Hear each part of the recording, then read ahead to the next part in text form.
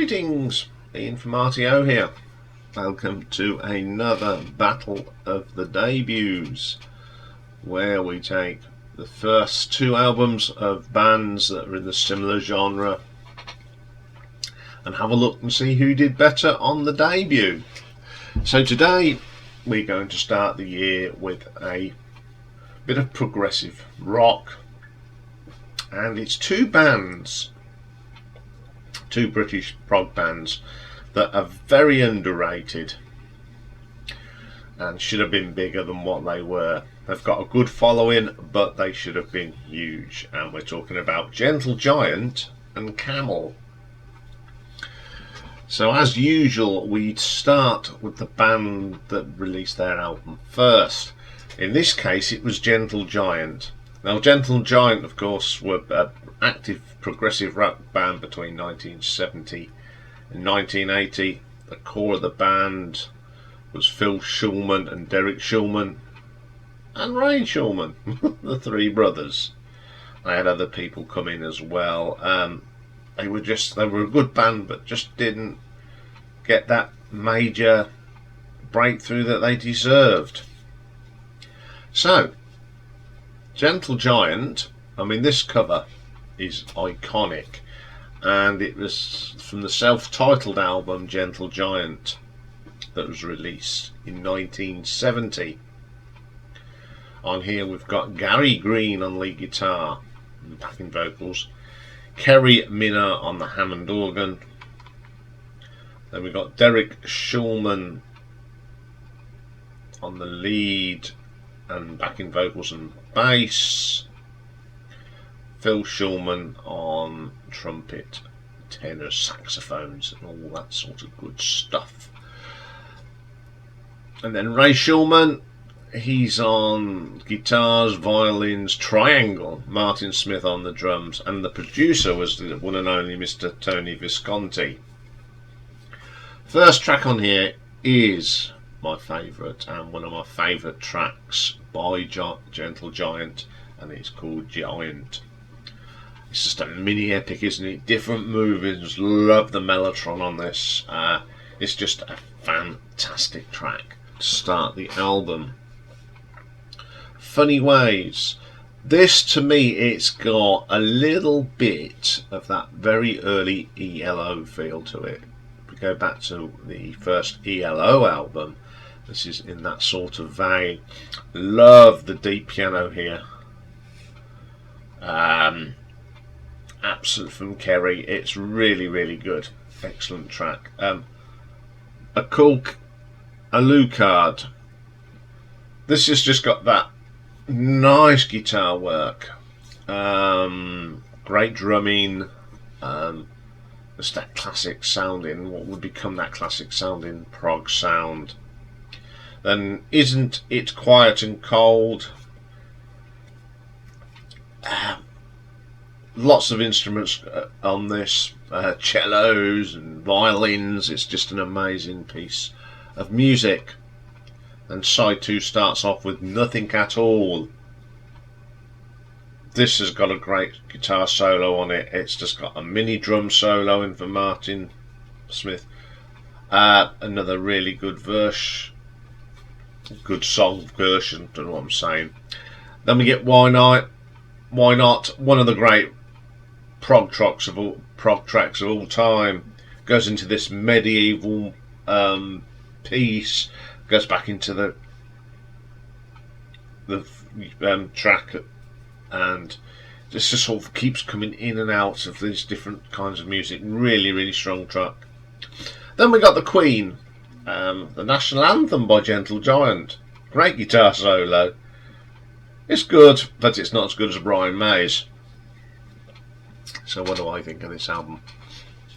Well, I think it's one of the great albums from 1970. There were so many good albums that came out in 1970, and this is an underrated one, and it is a great debut, without a doubt. Not many reviews. It didn't chart, unfortunately. But AllMusic gave it 4 stars, and the Encyclopedia of Popular Music gave it a 3-star ranking. So let's have a look at the nuts and bolts on this. Song quality. I think the songs on here are really strong. There's some absolute classics on here. Great, they're just great songs, and so I'm going to give that song quality a 4 out of 5. Production, good production. It sounds plug-in and goes, sort of prog, and it's got little overlayers and over things that really do add atmosphere to this one. So I'm going to give this a 4 out of 5 for production. Reception, although it didn't chart, there's not many people that are into prog rock that haven't got this album. It's one of the quintessential prog albums. If you were to introduce people to prog, this is one that I would always say go and have a listen to, because it's quite diverse and it's got strings on it. So I'm going to give Reception a 4 out of 5. Cover design. It's one of the most iconic covers you'll ever see. It's just a great cover. So it gets a 5 out of 5 today. So for Gentle Giant, by Gentle Giant, gives us a total of 17 out of 20. Very strong score. So let's have a look at our other contender then, Camel. Now, Camel was formed in Guildford in Surrey in 1971 by Andrew Latimer, Peter Bardens, Doug Ferguson and Andy Ward. Sort of part of that Canterbury scene as well. Again, a band that had a very good career. They still sort of play together now. Not the original band, but Andy Latimer is still there doing the business. So their first album came out 3 years after Gentle Giant, and it's just called Camel. And on this we have got Andrew Latimer on the guitars, the brilliant Peter Bardens on organs and mellotrons, Doug Ferguson on the bass, and the brilliant Andy Ward on the drums. The album was produced by Dave Williams. First track on this one then is called Slow Yourself Down. Oh, what a track. Great rocker. Good solo in this from Andy Latimer. Terrific track. Then we get the brilliant Mystic Queen, one of my favourite pieces of music by Camel. It's got some great Peter Bardens keyboard runs. It's a superb song. Then we get 6-8, which is an instrumental. And I remember putting on these on the notes when I ranked the albums. Why wasn't this band bigger? Because this track is awesome. It's everything you want in a prog track. Separation. This is a combination of Genesis King Crimson. Great bass and bass pedals. Great solo. Fantastic track. That's side 1, and on side 2 the first track is called Never Let Go. This has got some flute in it. It's lovely. Andy Ward's drumming is just amazing on this. It's a terrific track. Then we get another brilliant track called Curiosity. Lovely track. Some great playing on that one. And then we get Arubaluba. Again, it's an instrumental. It's one of my favourites on this album. It is an awesome track. It's more like a free-for-all jam. I don't know if it was actually penned or they just plugged in and went on one. It's absolutely a stunning track and a stunning album. What do I think of this album? Again, quintessential prog album. You can see where some of the bands come, some of the keyboard work from Peter Bardens must have influenced Mark Kelly.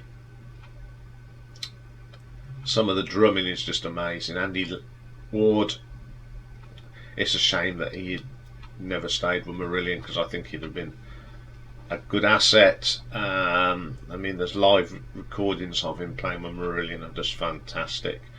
Yeah, that's what I thought of it. I love it. Played a lot. And so what do the critics think? Well, in their band's rankings of 14 albums, Prog Spear placed Camel at number 4, calling the song Never Let Go the real highlight on it, and they wrote, this debut album was just another example of a stepping stone, but an accomplished work in its own right.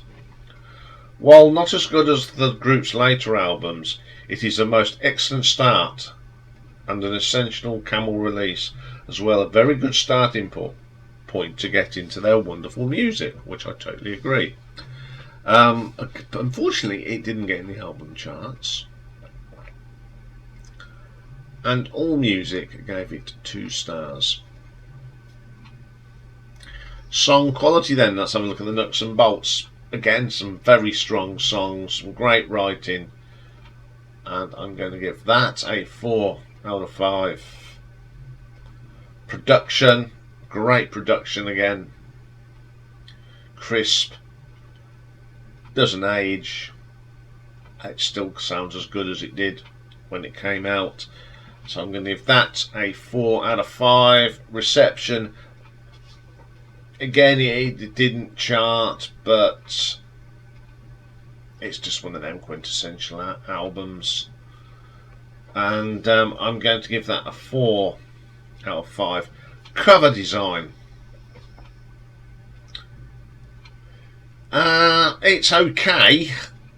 It's very proggy, but I think they could have done a little bit better, because some of their other covers are absolutely fantastic. But this one is a sort of I don't know if it was a rush job, but I still like it, and it's quite, everyone knows it's Camel, but I'm going to give it a 4 out of 5. So for Camel by Camel, it is 16 out of 20 today. Okay, by the scores, Gentle Giant have it, but the only reason was the cover design, because everything else of both albums are brilliant. I love both albums. I think they set their stall out for what they were going to do. I love listening to both of them, but when it comes down to it, and if I have to choose one, today I'm going to go with Camel. I just think the songs were a better structure. And that's it. The structure of the songs, you know, some of the Gentle Giant is a little bit stop-start in places, but the Camel album has a genuinely flow through the whole of the album, and that is why I'm going to give it to Camel.